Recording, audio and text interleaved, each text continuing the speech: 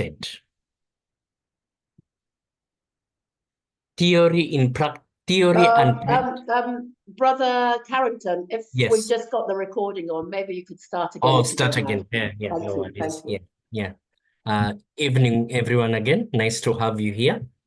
So we'll start the reading for today. There is one interesting aspect of Plato's betrayal. Philosophy has its own sociology, and it's not surprising that Plato failed to make a certain appropriate distinction.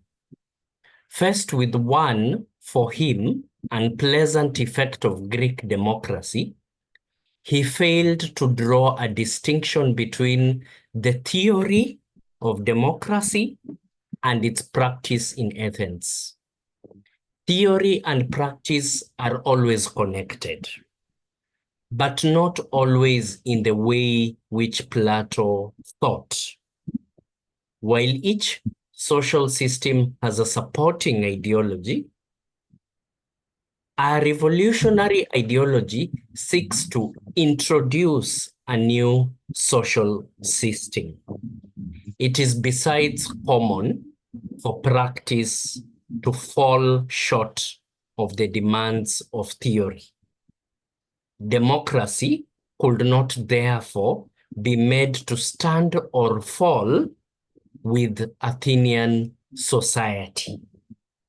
Plato failed grotesquely to separate a condemnation of the Athenian political practice from a condemnation of democratic theory. Thank you.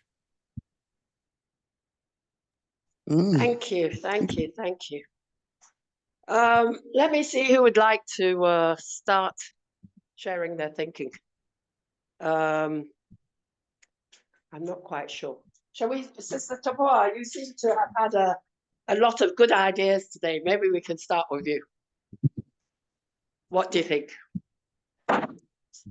Yeah, I'm just taking my time a bit to reread, but I think for me, it's the zeroing in on the fact that when we think of things, when we think about anything, there's a difference between the thought that we have and the actual practice. Because putting something into practice asks you to have certain other skills, which you might have or might be lacking. Because thought, which is embedded in theory, is easier to organize and discuss, like we're discussing now. But it's putting into practice so that our intentions as a group are very noble. We discuss about things, we know where we want to go, but it's the practice that is more challenging. And this is where the writer is saying Plato failed to distinguish between what the Athenian society and democracy was and the practice. He kind of lumped them together and then came with the decision that this democracy did not work. Plato failed grotesquely to separate a condemnation of the Athenian political practice from a condemnation of the democratic theory. So I think this is where we're at, trying to make sure that whilst we might condemn the African Union, for example, and what it does, we need to make sure that we understand that the gap between what the intention is and then what we see on the ground, so that we don't throw away the baby with the bathwater. But that's up for discussion for me. Thank you. Thank you. I love the bit about democracy could not therefore be made to stand or fall with Athenian society. Brother, Yes. Brother Sam, would you like to tell us what you've heard in this passage, please? Yes, thanks, colleagues and I just want to add by saying, I think, you know, the passage we've just read confirms or actually adds to what we already talked about, I think, previously, that already, because of the philosophers that were already there, who continued to challenge each other, who continued to try to modify every theory that was put on the table. And here, Plato, despite having said partly that democracy is there, but the meaning of democracy and the actual practice of democracy in those days in Athens, Plato completely missed the connection of theory and practice. And in most cases, if you look at that stage, in what I have read about those democracies there, for instance, they had a view that male adults are the ones that have the priority of everything, dominance of everything. But we know that we are saying everybody in society is equal to each other, whether male or female. And this, for me, goes to what another author, Mao Zedong, said: practice, theory without practice, it is nothing. For theory to be measurable, for theory to bring the fruition that we need to put it into practice. It is only when you put it in practice that then theory becomes even another learning curve where your knowledge even grows stronger. So, and we know, brothers and sisters, if I make a simple example, you know, every year end or new year, we make numerous New Year resolutions. It's theoretically things that we put together to say, in a year that is ahead, I want to accomplish this. But if we were able to say every year at the end, how much have we done? You will see that theory and practice, what is in your head, it is only when you measure it once you have practiced it. Thank you. What a wonderful example. Really good. You're right, because every year people want to make plans. My sister from Kenya, I don't want to massacre your name. I mean, even Brother Kwame's name was gone in a minute. But so we usually go brother, sister, if we have enough. Can I call upon you to maybe have a look at what we've just read, and do you have any thoughts on it, please? Thank you. Thank you. The name is Jero Teach. You can say Jero in short. Jero. Oh, that one I might remember. Thank you. Jero. So thank you for this opportunity to talk about this passage. And I think mine is, I'm going to add on to what both of them have said, but more on the sister who had spoken earlier, where she said that there's a difference between the philosophy and the theory and the actualization process of things. So for me, as a Kenyan, practically, the way I look at it is that we have one of the best constitutions in the world, but the implementation of that constitution is very wanting. And not because we do not understand it, because we have moved from the level of not understanding it. I mean, as a population, I mean, most people are not very keen on it. But now, following the revolutions in Kenya that started in June, we have now understood it better. And then we have gone further and chosen not to obey the constitution, especially from a presidential point of view. So you would find the president would make very unconstitutional moves, or make unconstitutional offices or orders or directives that are clearly unconstitutional. but nobody would have, out of fear, nobody has the courage to either take the matter to court. Very few people have. And my opinion may not be very good on this president, but I'm just going to say, so this, in my view, this guy is a tyrant. He works through fear, intimidation. More specifically, since the revolution, there's been a lot of kidnappings and murder. And there are people who have gone missing since 25th of June, and they are still being moved from cell to cell to cell to cell. That's a lot of people. 25th June was actually historical because the crowd broke into the parliament while the members of parliament were there. So it was wrong. I accept that part. But before that, and the reason why there were rioting, not really rioting, they were protesting, which is constitutional, an armed protest. That was what was going on.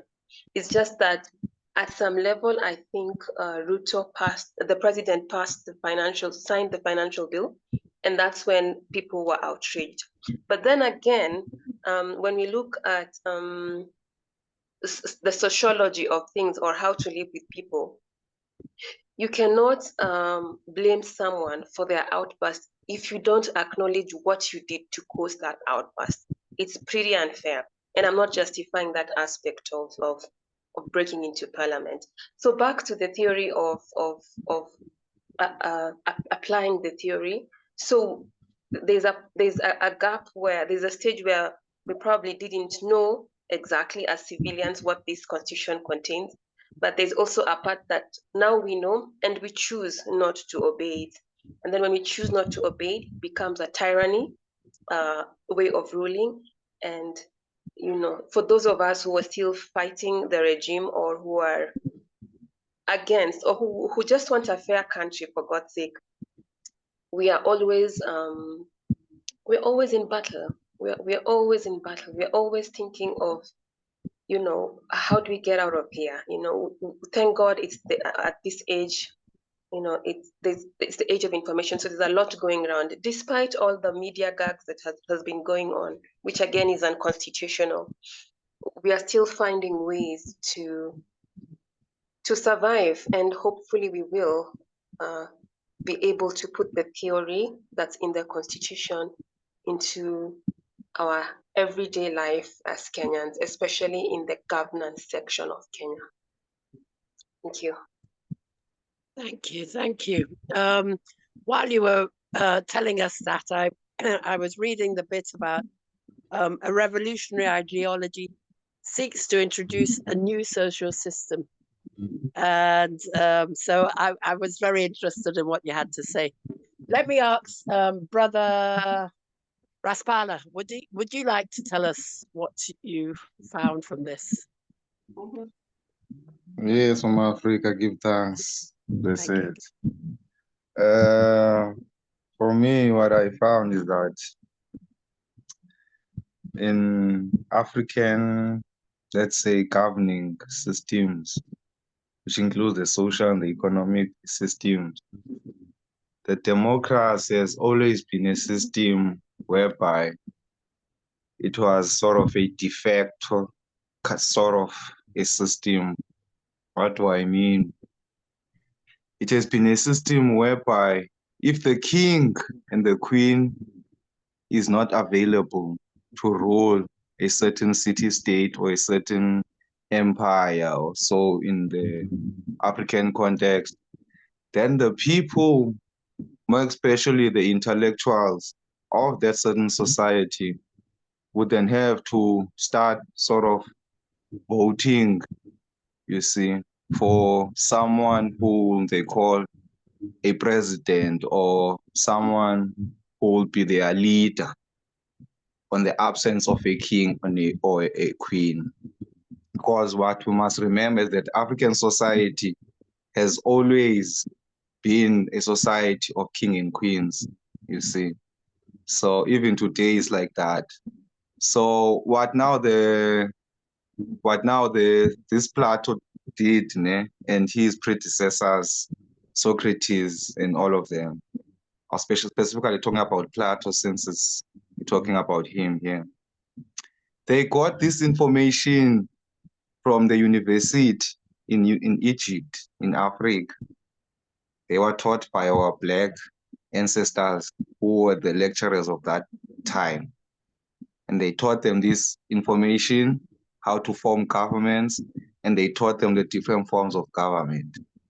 And then the Greeks took, or they favored this one of democracy, as my elder did say, previous elder Sam. So what's happening now is that since now the human beings, aka the Caucasians and the Asian people, they do not have royalty, you see. So for them, they always had to fight over leadership. If you can look at the history of Europe, even the recent history of Hitler, you can see clearly that they always had a problem of rulership. You understand?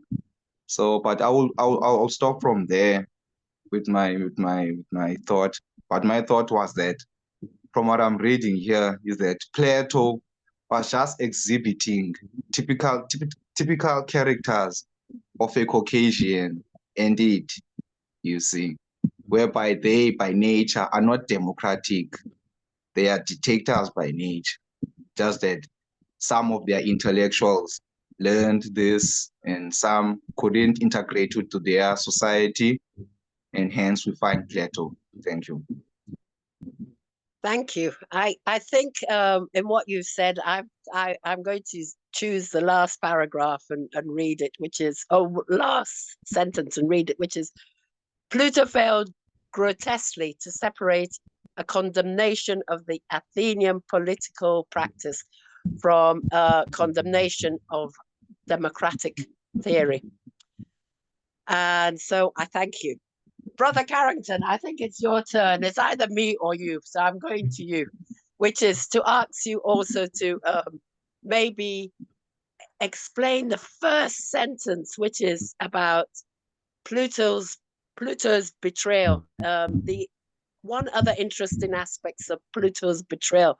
Maybe you could just remind us of what that betrayal was, and then go on to tell us, as usual, your brilliant take of what's been read. I thank you. Thank you very much, everyone. Thank you very much, Sister Ida, for blowing my trumpet once again. Most welcome. So, the history of it is this. Plato was a student of Socrates, this famous philosopher in Athens. Athens developed as one of the Greek city-states because of its nearness or right next to the Mediterranean. So Greek city-states, Greek settlement were able to trade with the rest of the world, Egypt being one of these places, the Middle East being another. So they were able to get prosperous relatively fast because of this international trade. Now, Athens was one of the most powerful. I'm sure you remember Sparta and others. But Athens ran as basically a semi-democracy. It ran an interesting system of democracy, direct democracy, but direct democracy limited to adult males, anyone who can fight in the way they look at it. So women, children, slaves, foreigners were not allowed to take part in the democratic process as they saw fit. Now, Aristotle comes as a philosopher questioning basically the previous philosophical assumptions which underpin Athenian society. Religiosity, the necessity of a theocratic class, a religious class, and amongst very many other things that Socrates questions. Athens gets into trouble a famine, if I remember correctly. And part of it is blamed on this Aristotle guy because Socrates, because he's become very popular, very famous in Athens. So he's submitted to a quote unquote democratic trial by his peers where he tries to defend himself. Just a few years before, Plato, a young Plato, had become his student. So anyway, he stands up and defends himself, but fails the trial. And he's given either two options. I think one option was sort of secretly by the aristocracy or the equivalent of Athenian society to either be exiled or to die by hemlock poison. Socrates says that he will die in his city of birth and chooses to drink the poison. This episode leads Plato. Plato runs away a bit and then I think he comes back. It causes Plato to be suspicious of democracy because what he ends up seeing in this particular episode is democracy degenerating into mob rule. He felt like Socrates was just caused to carry the troubles of the city. Ironically, in Kenya, we have a similar system where our deputy president is right now undergoing impeachment because of the problems of government, which led to the protests. But that's a long story. But anyway, he feels like democracy will degenerate into mob rule in principle. So any form of democracy, because he has seen this one episode where democracy, quote unquote, failed by killing his teacher.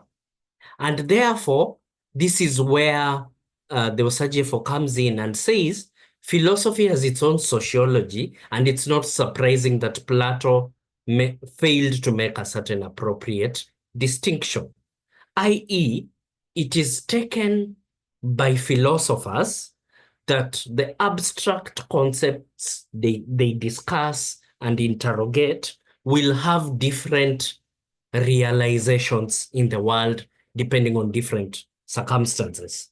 And this allows philosophers to free themselves so that they can think very, very deeply about the problems we face, whether they are problems of knowledge or problems of the society. But Plato, because of his experience, fails to make this distinction, or because of certain predilections which we have been lost to time.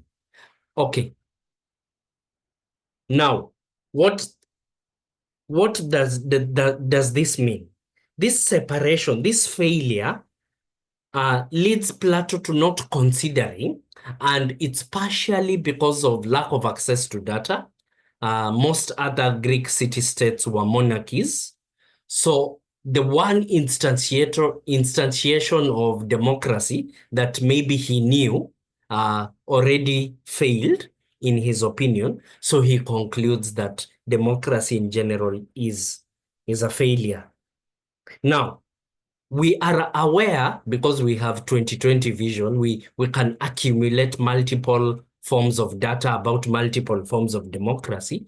We are aware that democracy's success or failure is much more complicated. So for example, I like to use the Asante here.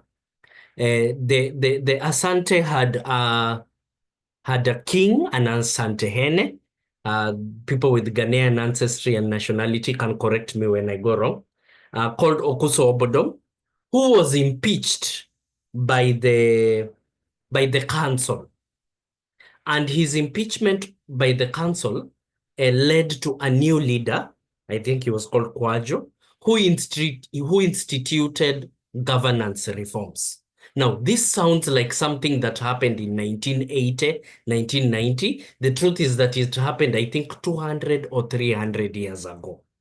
So monarchies, even monarchies in Africa, were highly limited by the amount of power that they could have over the people. And as you all know, not all nations in Africa were monarchies. Some were led by Council of Elders, some were led by almost direct democratic systems. And given this knowledge, we can have the realization that our judgment of democracy is really, really dependent on how it is realized in a specific society. As Sister Jerotich has rightfully pointed out, if you read the Constitution of Kenya, you should run away from, I don't know, Switzerland, the United States, and South Africa, and make sure you live in Kenya, because Kenya, constitutionally, is supposed to be the most open, free, and democratic society on earth. But this is not the case, because theory and practice are different things, as Sister Jerotich has mentioned. Another example is communism, i.e. economic democracy, the popularization and the concentration of economic power. This is the theory of communism or Marxism, was realized incompletely, or sometimes you can say it was openly misappropriated by the Marxist parties in Russia to concentrate more power in a few people and make the system even more dictatorial than the monarchy of Russia was before it. So, as it is clear, attempts at trying to elucidate, to make clear, to explain certain models of the world, when realized on the world, could fail. An example again is Sister Tapua's idea of leaflets. So it is a very good idea, but Brother Pigeon will tell you in practice, these are the challenges you will face. And this knowledge that is gotten from actually doing something, actually rolling out an idea, actually implementing theory, is priceless. So, and that is the failure of Plato, failing to distinguish the two and learning and using this to then correct the theory and practice. Thank you. Thank you very much. From the reading, it's beside common for practice to fall short of the demands of theory. So I thank you, my brother. Brother Kwame, do you have anything to say about this portion of the reading we've read so far? Let me give you your chance to also maybe make a comment. So, right. So this is the first paragraph, is that correct? Yes, we've got the other two to read. Yeah, I think brothers and sisters have addressed the central argument there, which is that theory is one thing, practice is another thing, and that we must use practice to correct theory, and we must use theory to guide practice. The theory arises from the practice. So, and then brothers and sisters have also linked their reading to the African continent in terms of what is happening. Sister Abigail, for instance, referred to Kenya. Brother Sam made a more general argument. Raspala also raised general arguments, and so on. So, but everyone who spoke was linking what we are reading to what is happening on the African continent, bearing in mind that the chapter we are reading is philosophy and society, meaning that what is the relationship between philosophy and society? Why is it important to understand that relationship? What was it that had happened that made Nkrumah or Pan-Africanists to focus on the importance of philosophy? Why?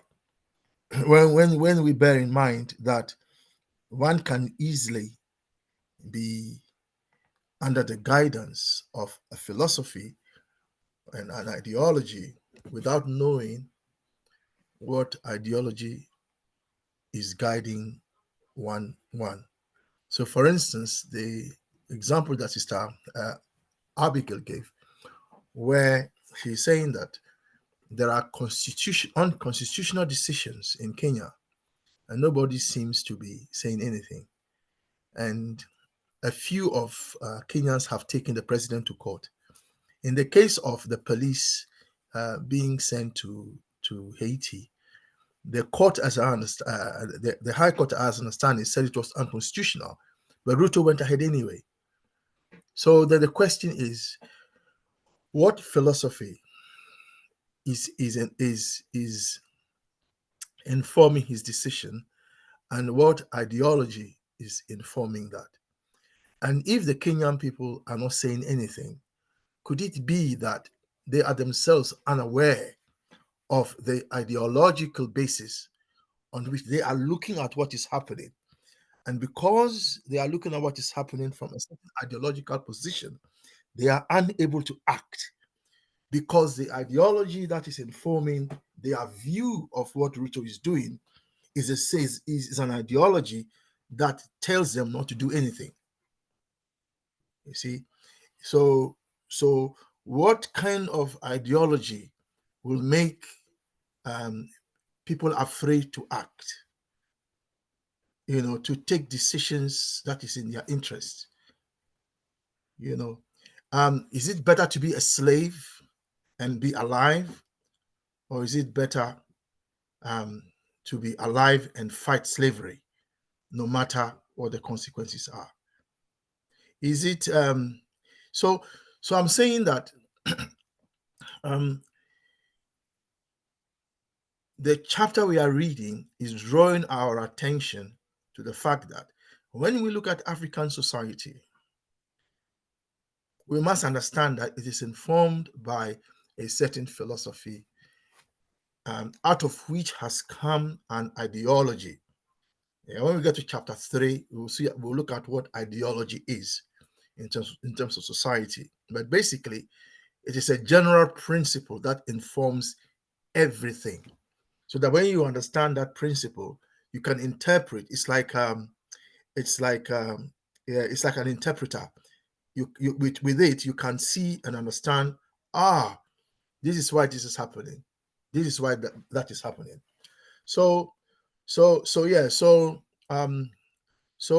other thing I will also add is that one of the reasons why, as you know, we are looking at reading what we are reading and looking at is because we here believe that, and this is a belief we want to share with as many people as possible. We here believe that that until and unless Africans understand that if they are not armed with the right philosophy and ideology, they will lack the tools to fight for liberation, unification, and development.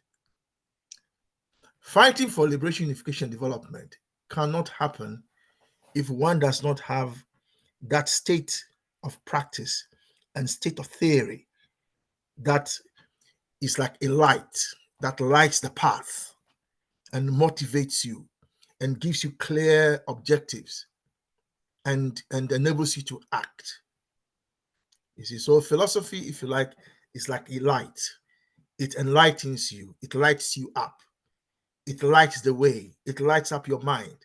It lights up your emotions. It lets you see things clearly, which if you are in the dark. So the last thing I will add before we go on is that, so once we are reading this, we should be asking ourselves, so what philosophy is it that our Pan-African fathers and mothers wanted us to have?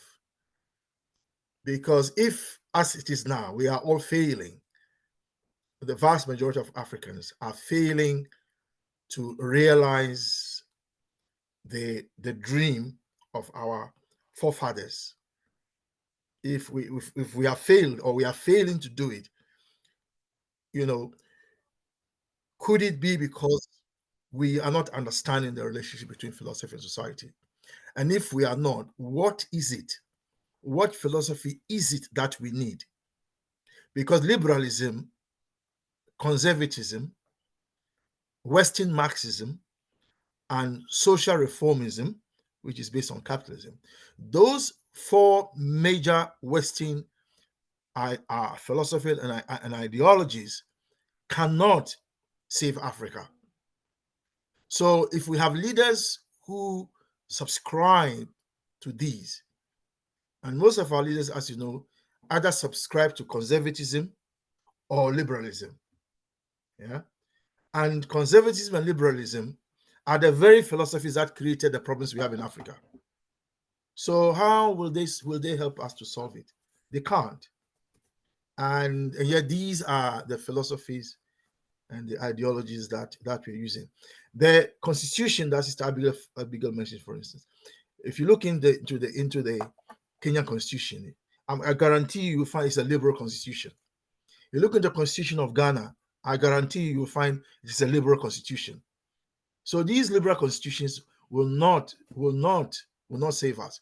But then we're also saying from the paragraph we've read that we should not throw away, as Sister Tapoa said, let's not throw away the baby with the bathwater.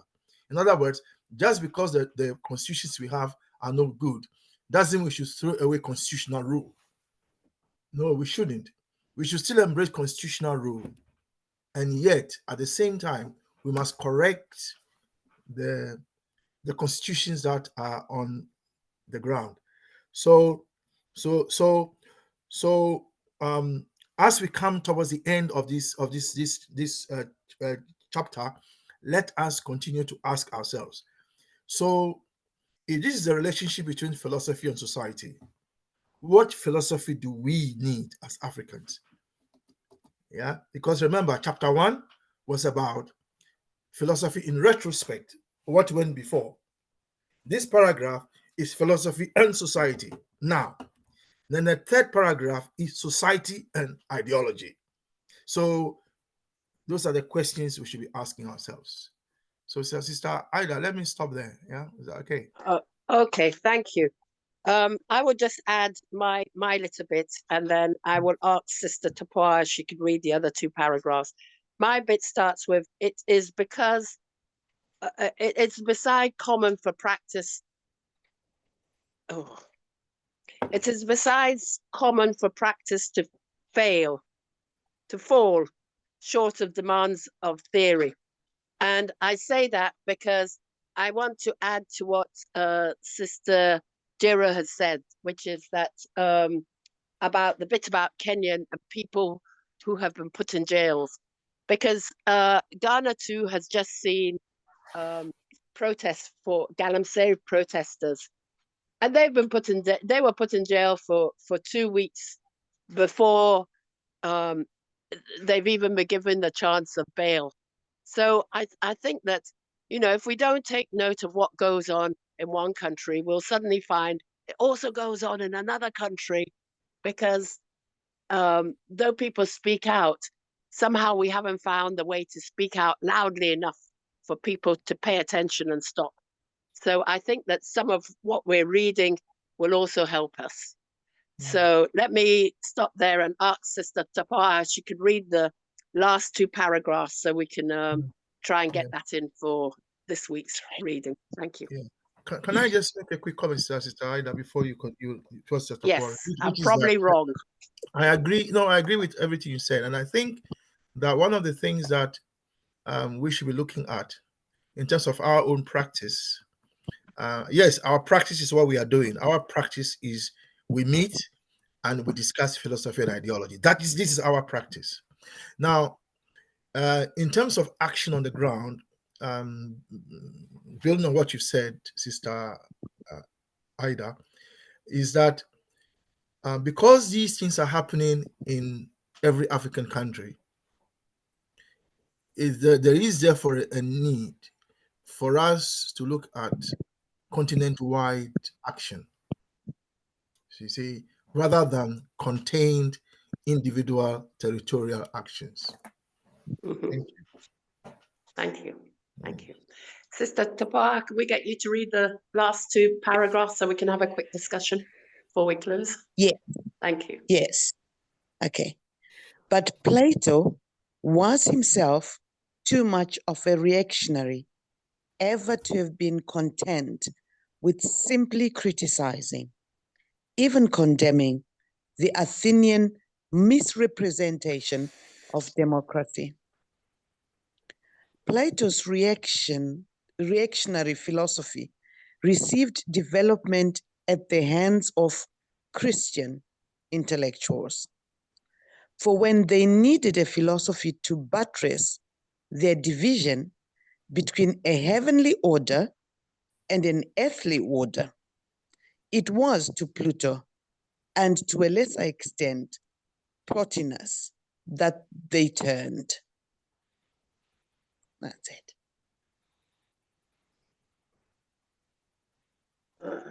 Thank you very much. Who shall we start with first?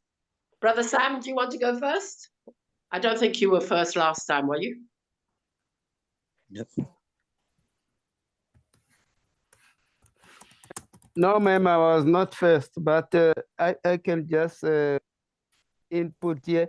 You see, from my understanding, the writer here is still bringing these norms to us. You know, in society we have these characters, people who will simply condemn, simply criticize, simply say no, this cannot work, and most of the time, unfortunately, those people are based their conclusions on misconceptions and misinterpretation of what reality is before us. And I think Kwame Nkrumah is trying to make us aware as current African revolutionaries that these are the pitfalls that are there. And we should stand firm on whatever we believe in. And you know, I always say to people, in a revolution, you must have your end state in view every time. In the military, we say your objective, your ultimate goal must always, you maintain that aim.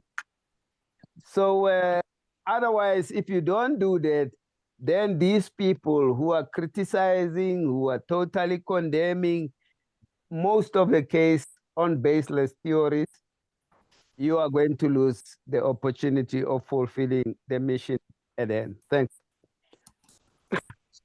Thank you very much. Sister Jill, can you, would you like to say anything about these two paragraphs? Thank you.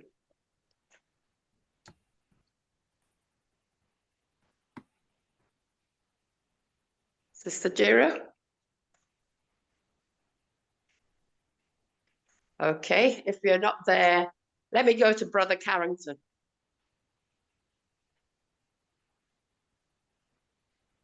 Do you have any thoughts on these two paragraphs? Can you hear me? Yes, I can hear you. Wonderful. Yeah. Thank you. So just very, very shortly, because they're short paragraphs, I open this up to discussion, but I am a little bit resistant to Plato being labeled as a reactionary. Maybe it's because I'm used to this word reactionary in the political context, but I open this up to discussion. I don't have very strong views, but I'm resistant to that. And but Yeah, sorry. Can I come in, Brother Carrington? yes. Yes, you are right. This reactionary here is not a philosophical. It's not a philosophical argument. It's a political argument. Oh, okay, fair. In the sense of sort of opposing social revolution, social restructuring. That he's opposing social egalitarianism. Good. Then I understand. Yeah. So, yes, of course, this is exactly what Plato is doing. questioning the very teachings of his teacher because Socrates pushed for egalitarianism, pushed for social reforms in Athenian society. The thing that I find very interesting here is that early Christianity, to my mind, paradoxically picks up on Plato's teachings, which can be branded conservative, and picks up on the Neoplatonists. So Neoplatonists are a school of philosophers who subscribed to Plato's philosophy long after Plato was gone. This is at the turn of the 1st century BC. They were mostly found in parts of Egypt and Rome, actually, not Greece so much at this time, because Rome and Egypt and Alexandria were the centers of learning in this period. And they basically tried to revive and adapt Plato's philosophy to their form of the modern world, to their time, basically. So this is where Plotinus, for example, comes from, I think was Egyptian. So anyway, what I find interesting here is that Christian intellectuals, I forget this very famous bishop, I forget his name. I'll find out the name and put it in the text. Basically picks up on forms of Platonism and adapts them to Christianity. For example, the idea of the Platonic ideal of the demiurge, which Christian philosophers interpret as being their version of God, this force, this primal force of that created the universe, which Plato is famous for. Why I find it paradoxical, and again, this can be discussed, is that Christianity in this period is actually a social reform movement, pushing for egalitarianism. It is in the process of conversion to institutionalization. So bishops are being set up in cities. Rome has sort of become comfortable with Christianity, but for the most part, Christianity is still a social reform force. But nonetheless, it finds these aspects of Plato's philosophy, both in logic and creation, but also in social theory, that there's a natural social order which should not be upset. Christianity begins to find these philosophies more attractive as it gets more powerful.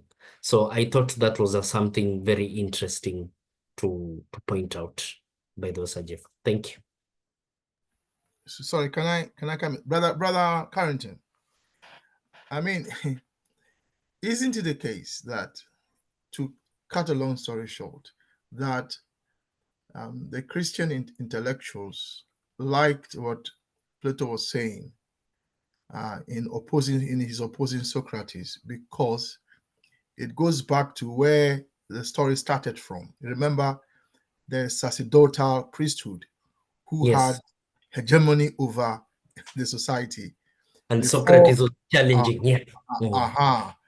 So that if you had a society where the priests were the final authority, then that is what it makes sense to intellectuals want. Yeah. Do you not think so? Because they want to control society.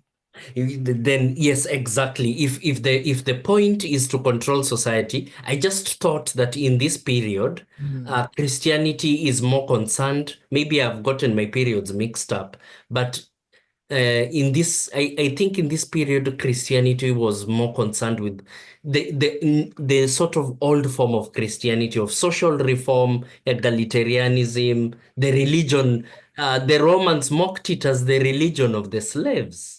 So I'm very surprised that but then, as you know, the Romans and the church loved Plato and loved Plotinus for the very reason that Rome wanted something with which to control society. The masses, yeah, okay. And yeah. Christianity offered a very, very good package.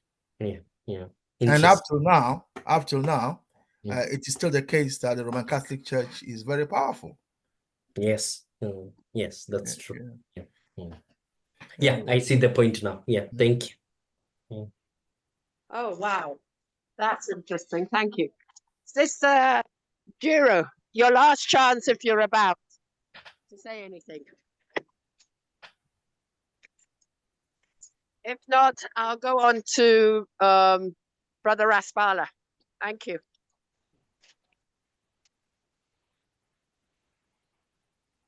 Yes, family. That's it.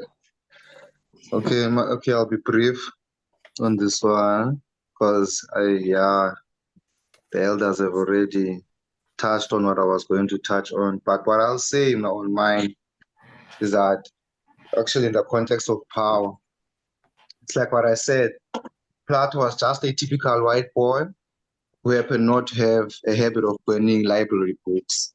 So basically, the white elites saw this potential in him and they adopted him, his ideology. Hence, they say the church intellectuals received it and actually started to develop Plato's ideology.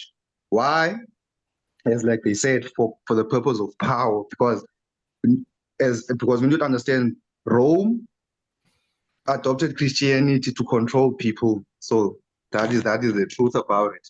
But now what we need to know also is that Christianity was not founded by white people or Asians. It was founded by our Black ancestors. It was reorganized 14,000 years ago in Armenia. There's a country in the Middle East called Armenia. So after the flood, what happened, the Black people had to reestablish cities. So after the flood, the main sort of headquarters of the African society, because we control the world, not only Africa, was in the country called Armenia, there in the Middle East. And so because our African ancestors were in charge of the world, their slaves were the white people, most and the Asians. So there's this guy called, what's his name, starts with a P, I forgot his name, but maybe I'll send the name in time in the group. But this guy is the one who actually, our ancestors actually taught him the Christianity in its organized form, and then sent him to Ethiopia, to the kings in Ethiopia, which was in that time King Ezana, to actually adopt Christianity as an organized religion. And that's why today the first country, so-called African country, to adopt Christianity, which is the Christian Orthodox, is Ethiopia. You see, so it was our ancient African ancestors who made sure that we received that Christianity prior to the Romans having to, as we see now, having to transform it and use it for their own ideologies. So my point there is that this guy who Plato, the reason his philosophy was developed by the Christian intellectuals is for that purpose of power, because they couldn't apply it with that egalitarianism. Sorry for not explaining the word properly.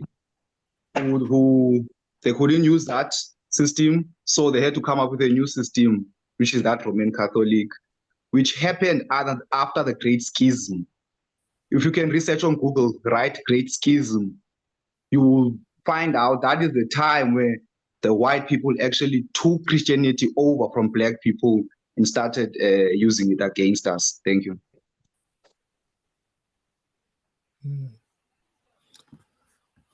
Sorry. Sister Tapa, did you get a chance to say anything of what you thought of what you read, please?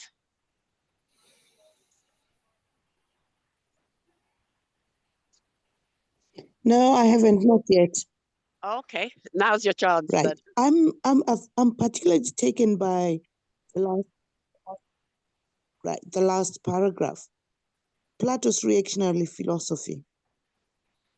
because Plato's reactionary philosophy matches what the Christian intellectuals are doing, because Plato's philosophy is reactionary, but the Christians, when they needed a philosophy, in other words, they're not directed by philosophy, they're directed by other interests, which they then look for a philosophy to buttress their ideas.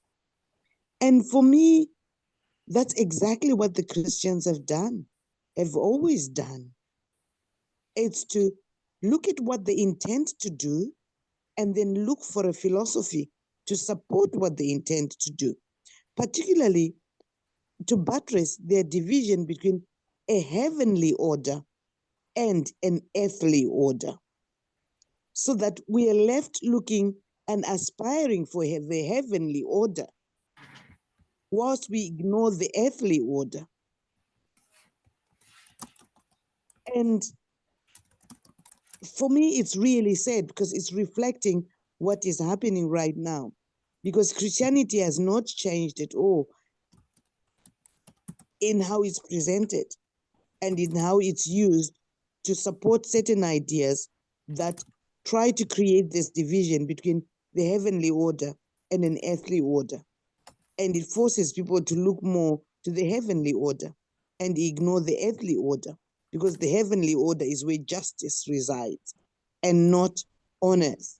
So it's saying we need to seek our salvation up there at some point when we get there. And we should not worry about what is happening here, which is why there's the reference to religion being a slave philosophy. Yeah. So I totally agree with this. The Christianity has been exploited. It's used as a tool to marginalize people. Thank you. Right. So thank you. yeah. Thank you So, very much indeed.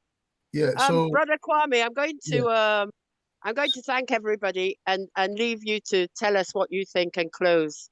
okay. Thank you. All right, go on then. No, I'm just thanking everybody, but I'm going to leave you to close because Okay. I'm actually en route home now. So your turn. Okay. All right. Thank you Do very much. you want to share your thoughts first? I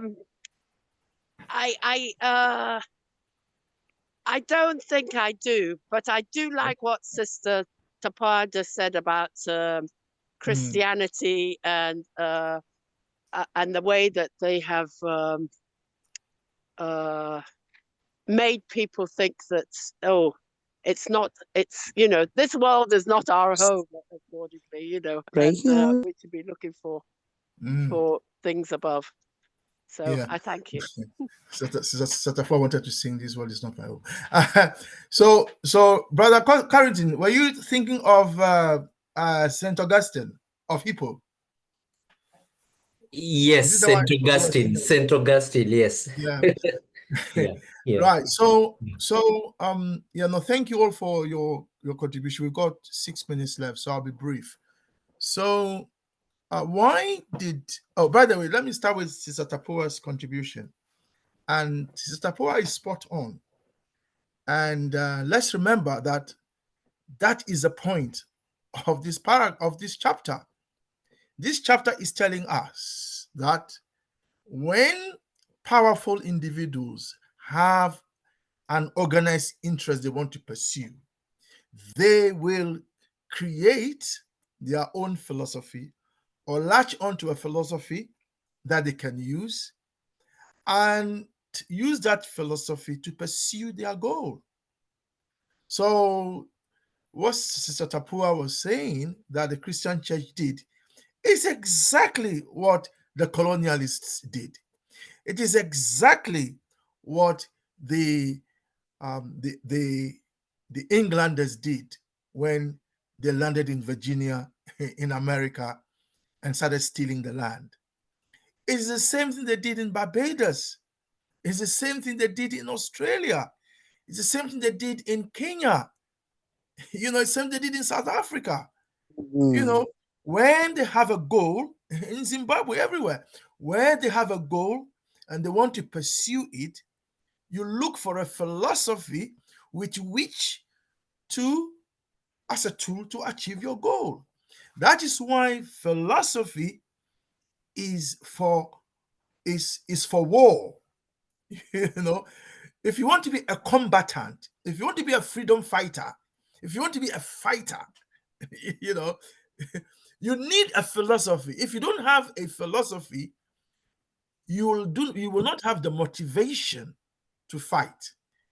You see, because philosophy is a basis from which you have a certain understanding of the universe around you and what it is that you want to do, and then you pursue that. So this chapter is telling us that what Chatapua said about Christians is what we should be doing as Pan-Africanists. We should be clear what it is that we want. And then we need to then have a philosophy which we can then fight for what we want. If we can't fight for what we want, it simply means that we have not subscribed yet to the principle of a philosophy. Because anyone who compromises on a principle has abandoned it. And if you compromise on a principle, it just means you don't believe in it. You don't really believe in it. You see, so that is the whole point. Now, why did Nkrumah call Plato a reactionary? Why? Because a reactionary does not like change. A reactionary wants a small group of people to dominate the whole of society. Reactionaries do not like change. Reactionaries prefer a natural social hierarchy where, someone is at the top and everybody else is a slave, a kind of slave society. That's what a reactionary loves. That's why it is said that capitalism is simply the gentleman's way of perpetuating slavery.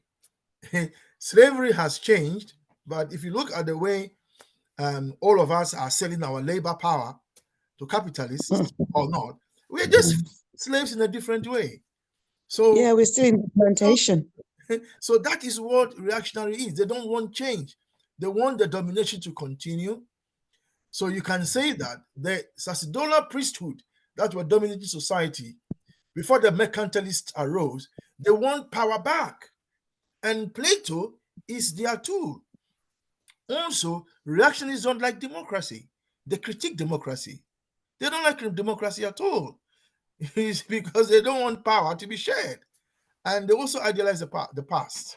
So that is why Nkrumah saw Plato as a reactionary, politically speaking. The time is 1 minute to 9, so I will pause there. So thank you all for coming. We started a bit wobbly, but in the end, we got there. Thank Sister Ida, who gallantly stepped in and has proven herself what I've always told her, that she can chair. Today, Brother Kwame, I know that you made me do it before, but it's not something I like. So, but thank you to everybody. Well done, my sister. Well done. Sister, thank you. Sada, so well done for stepping in the absence of myself and Brother Pigeon, and gallantly chairing the meeting. So thank you very much. I'm going to stop the recording now, and thank you all for coming, and have a wonderful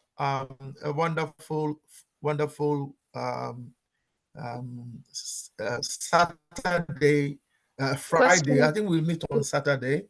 We will send we'll send what we'll discuss as usual, and then we look forward to seeing you all again next Thursday.